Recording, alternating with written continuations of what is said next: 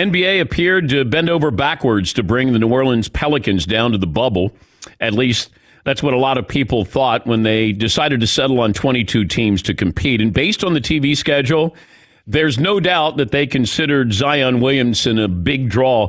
They front-loaded the regular season TV schedule, and then Zion was out with surgery.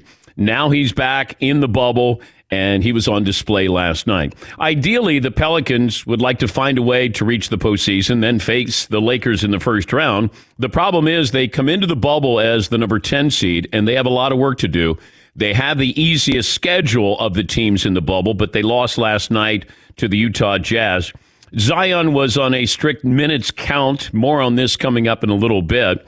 They turned the ball over 20 times. They shouldn't have lost that game. They were the better team last night, but give credit to Utah. They hung in there, and in crunch time, Pelicans couldn't hit a shot, and Utah got a couple of big shots there at the end. And despite all the hype, the Pelicans are young. They're fun.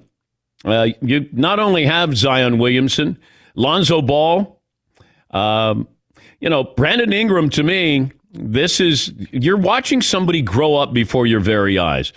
And I remember when we had Reggie Miller on, this is a while ago. This is when Ingram was traded, or maybe it was rumored to be traded. And he said he needs to get out from LeBron's shadow. And he said he'll do better in a smaller city than he would in Los Angeles. And I found that interesting. I don't know that much about Brandon Ingram other than what I saw at Duke. And he has a Kevin Durant-type build to him. But what I love to see is improvement.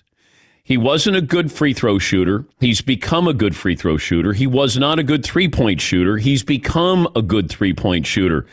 He's now becoming a Kevin Durant-Lite.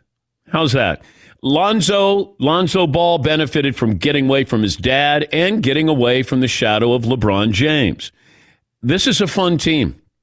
And if I have those three, if I have Zion, Ingram, and Lonzo Ball, and I have them for the next 5 years maybe or longer, you might be able to do something really special in New Orleans. Now, I would love to see them have a true rim protector or a big man there. But watching last night against Utah, you can see the embryonic stages of what could be something that's special there. But the Pelicans, they're young. They have a great future. But just because they're on TV all the time doesn't mean they're suddenly going to win on a consistent basis. And you saw that last night. We're going to talk to Chris Haynes. Chris Haynes was working the sidelines for TNT last night.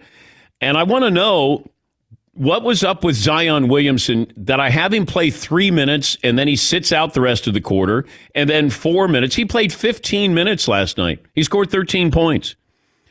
Are you trying to win? You're sort of trying to win because he's either ready to play or he's not. And I would argue this.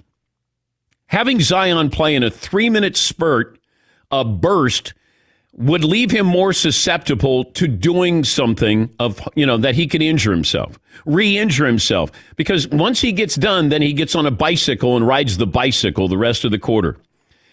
I would rather have him out there and just say, I'm going to have you play 7 minutes, because he's going to get out there and try to do everything in a 3-minute period. And that, to me, is dangerous. If you don't think, remember, he was in the best shape of his life.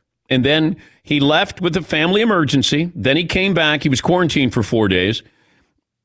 And then he's out there and you're going, okay, he's sort of out there. You can't get anything going in 3 minutes. You're not going to get back in shape. I think they appreciate being in the bubble. I think this is a good experience for that team. I don't know if they're really trying to win. Because if you are, then put Zion out there. If not, then don't play him. That's what I said yesterday. Is he going to play or not play? 3 minutes? 3 minutes is not going to... Okay, what happens next game? 4 minutes? 5 minutes?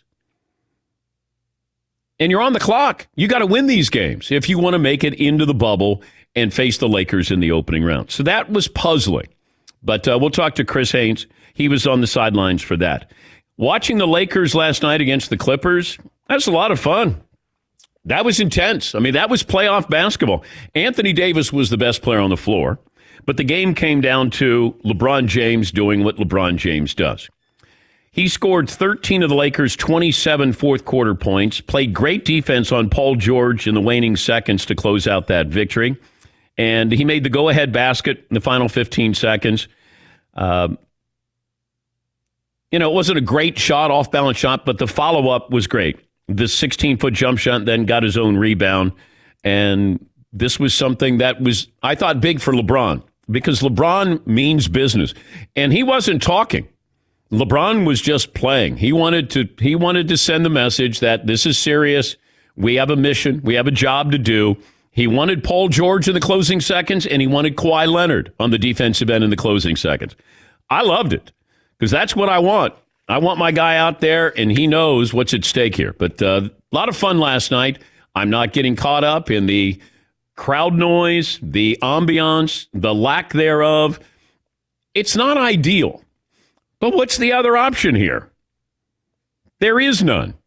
So I just enjoyed it. What was weird was it was a Pelicans home game. So they catered the noise. Now, that crowd noise is in the arena and in our TV. And then they would pump up. So let's say J.J. Redick hit a shot, and then you'd hear the crowd go, and I don't know how you can take advantage of that if that's your home court advantage, but that was a little odd. Yes, Eden. Is the NBA the only league doing that? The in-house crowd?